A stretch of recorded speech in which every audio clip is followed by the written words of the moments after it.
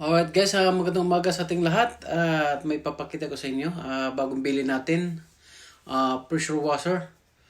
So nakita ko to sa online sa FB. So tinitanong ko, sa nakalagay doon kasi $100. So tinanong ko, sabi ng may-ari, ano daw, hindi gumagana yung pressure washer, yung water pump. So tinawaran ko ng 70. So sabi niya okay. O sige, ginagrab ko na. So ngayon, ayun, kinuha ko agad. So ngayon, gagawin natin ito. Ayusin natin. Maganda pa naman guys, bago pa. Tingnan natin yung brand. Ayan no. Power Boost, yung brand niya. 7 horsepower. Intik. Bridgestone. So maganda pa siya guys. Di ba? Ito yung outlet. Ito yung inlet niya. Water inlet, ito yung outlet. So buksan natin tong check valve na to. Tingnan natin. Baka nag-stack lang siguro yung yung check valve nito. So hindi na nagustuhan ng may-ari. Pinopost na lang, binibenta. So ginagrab ko. Binili natin to ng $70. Kasi may ayusin pa eh.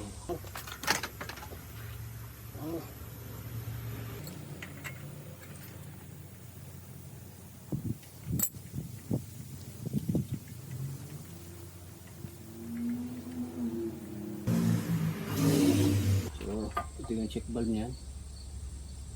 Natin. Dumi nga. Baka hindi gumagalaw yung sa ilalim. So linisan natin to. Sa loob kasi may bearing pa to eh. Ito yung check valve niya. Nag-stack yata. Hindi na umangat. Ito nyo yan. Ayan o. Nag-stack siya.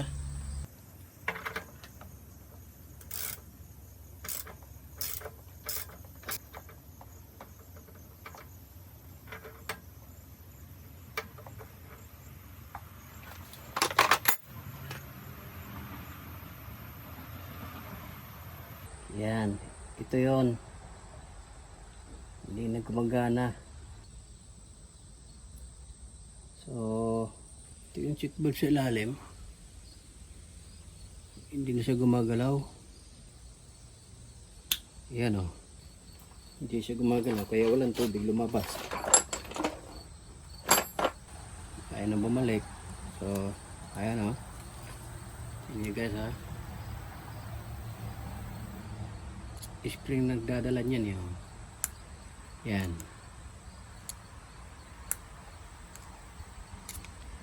So yun lang.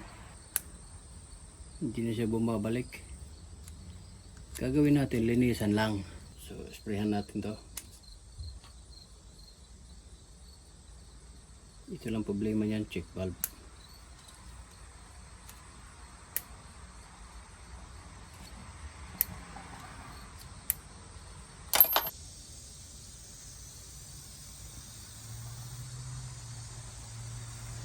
Ayan.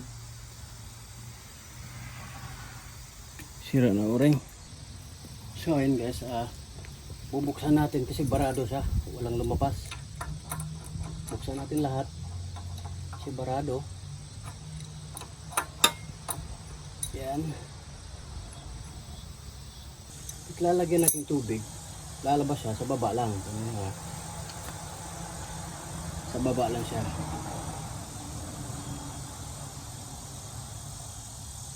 Ayan.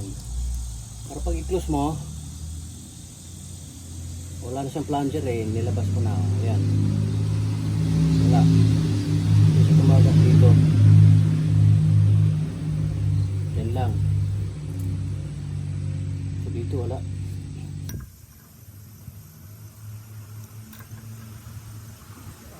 Pag hindi siya ginagamit, nababara. Kasi yung tubig kasi, alam nyo, mga tubig, may yun eh, acid. Tingnan natin kung saan yung barado at ayaw lumabas.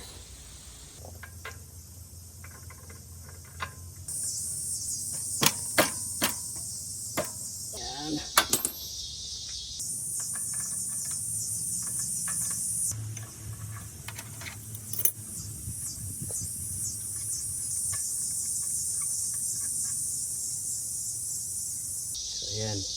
Ito gumagalaw pa siya. Ayan o.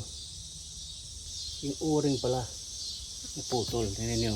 May o-ring sa ilalim naputol. Yan yun. Kaya hindi siya gumagana. Lumusot pala yung o-ring. Tingnan nyo guys. So may o-ring siya lumusot. Ayan o. So, ayaw umano yung tubig. Ayaw lumabas. Walang pressure. Katayan ng lungnos. Ayan guys. Kaya hindi siya lumabas yung tubig. Except sa plunger, hindi gumagalaw dahil ito rin. Ayan o. Nababarahan ng o-ring na putol. Ayan o.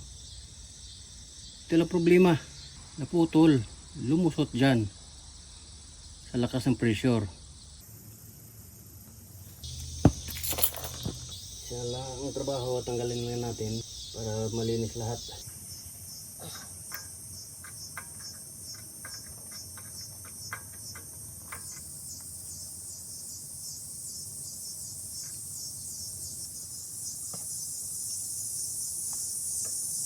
Guys, lumabas yung paint, tinusok lang ganyan. So, yan.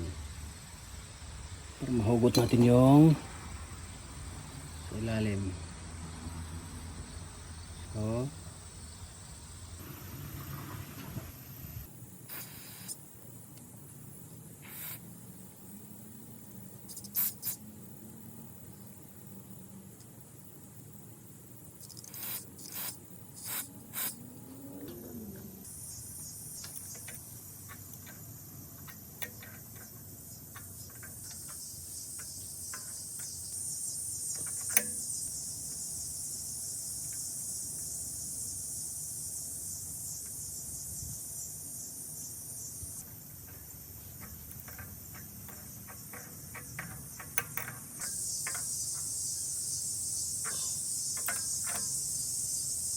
yan.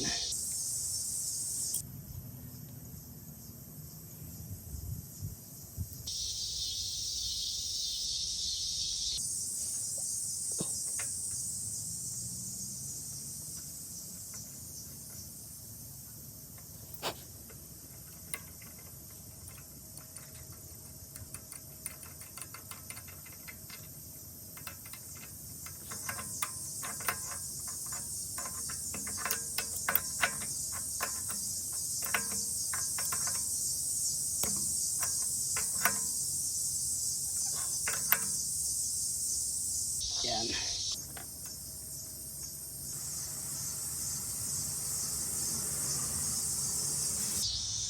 Balik natin dito. And then yung spring. Tulad yan.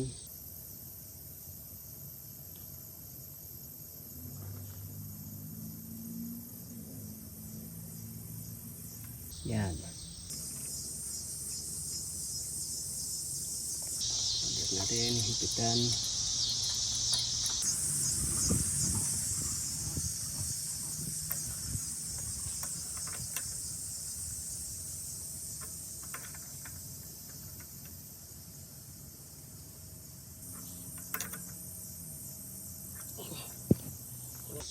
Yung check valve niyan, linisan natin.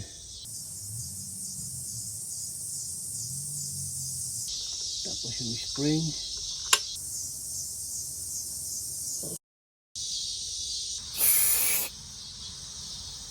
Okay.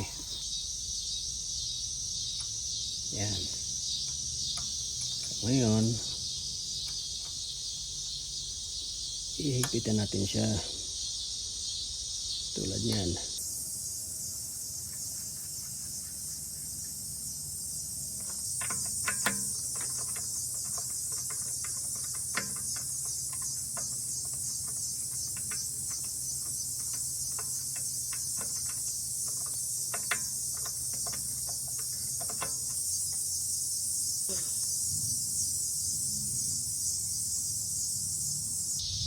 Yan.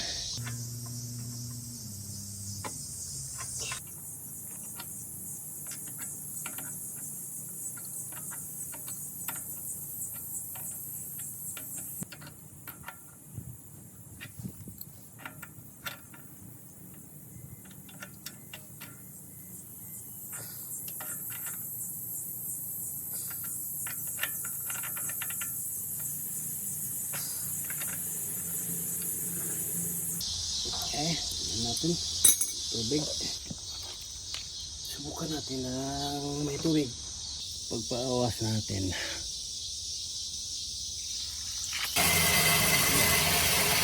So, mayroon na siyang tubig. Kasi wala na yung wala na yung o-ring nakabara. Ito putol na o-ring. Ngayon, subukan natin yung hose.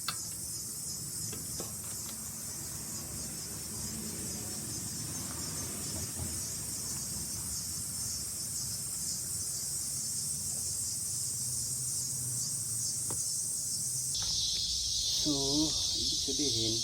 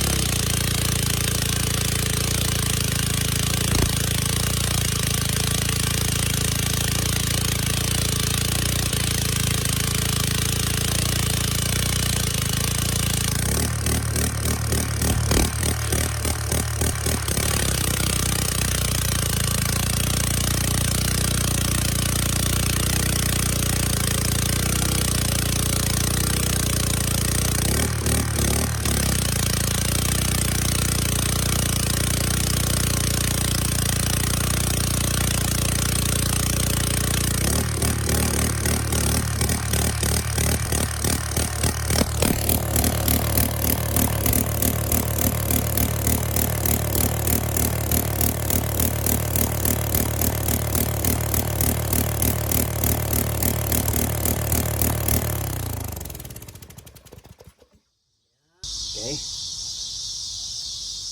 At least, gumana na siya.